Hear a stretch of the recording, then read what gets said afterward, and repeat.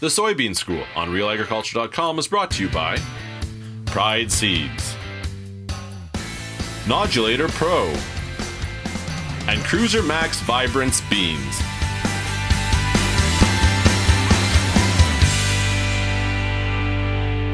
Bernard Tobin here at the Southwest Ag Conference down in Ridgetown, Ontario, kicking off 2018 with Richter from Syngenta, a longtime agronomist and longtime student of soybeans. How's it going?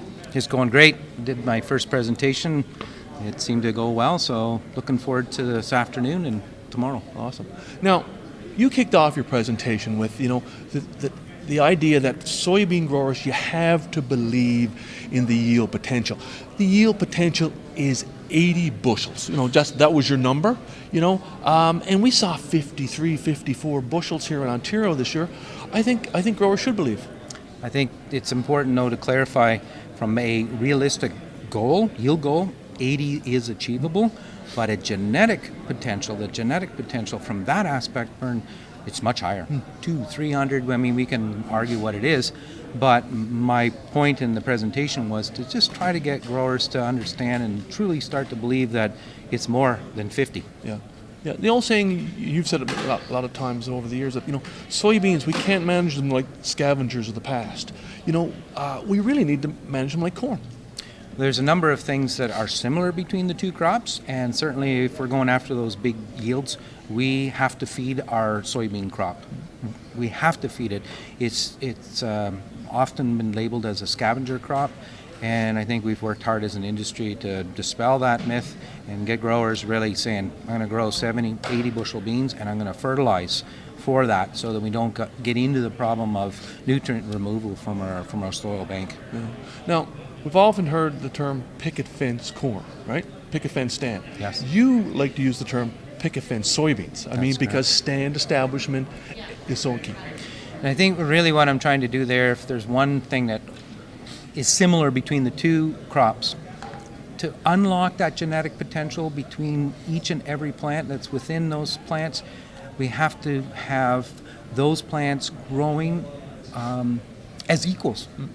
And when we get one plant that's much taller or more advanced than another plant, the corn producers, corn growers, and researchers clearly identified that you get this competition. And so in soybeans, I call it the runt factor, and that larger plant hogs and really does scavenge and pull nutrients and resources away from those weaker plants.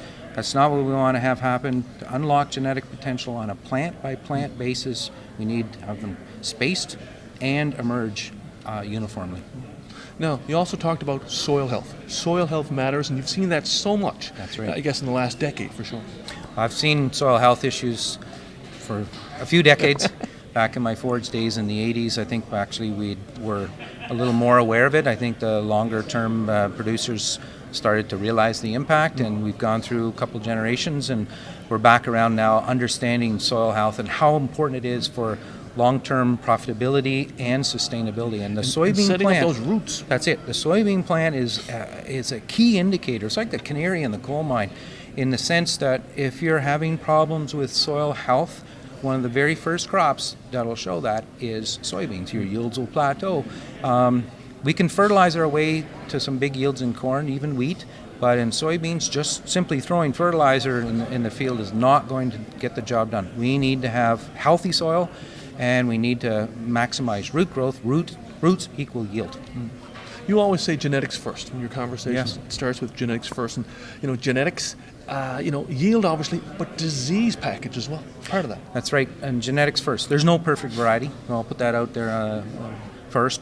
But what we're trying to help growers with is to match up the genetic package with that growing environment, field by field if possible, or even zone by zone, but we'll start with field by field.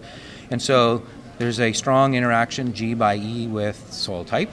Clay beans, sand beans, loam beans, we'd all like the beans that move across clay, loam, and sand, but if they can position accordingly and pick the genetics to match soil type, they're better for it. But the second part is diseases by soil type.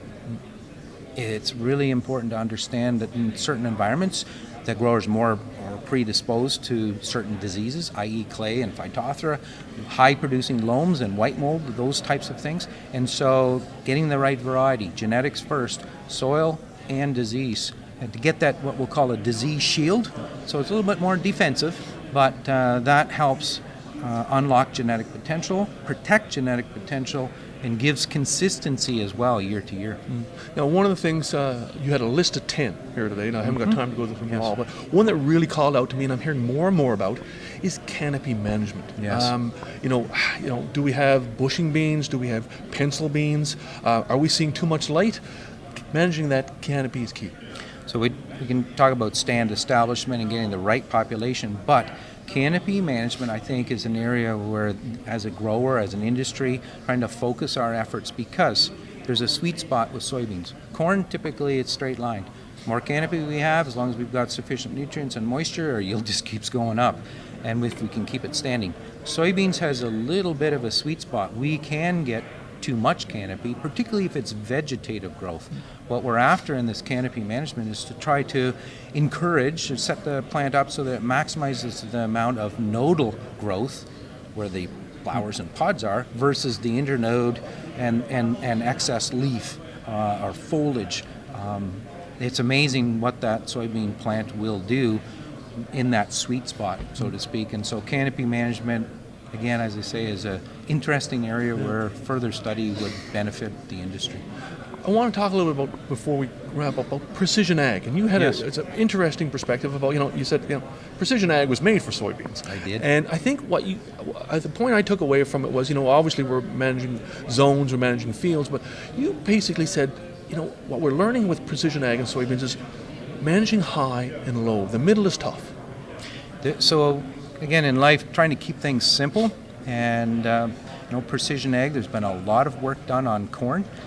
Coming on soybeans now as an industry, we're focused on it, but what the tricky part is right away is to describe or quantify those parts of the field, zones that are high, mid, and low. And our research work at Syngenta is clearly showing that, distinct high, we've got low, and the mid gets a little tricky, but on average, those zones perform more like the high yield zones. Yeah. So we could squeeze it into two, high, mid, and low, but there is a drastic difference between high and low, and they must be managed differently.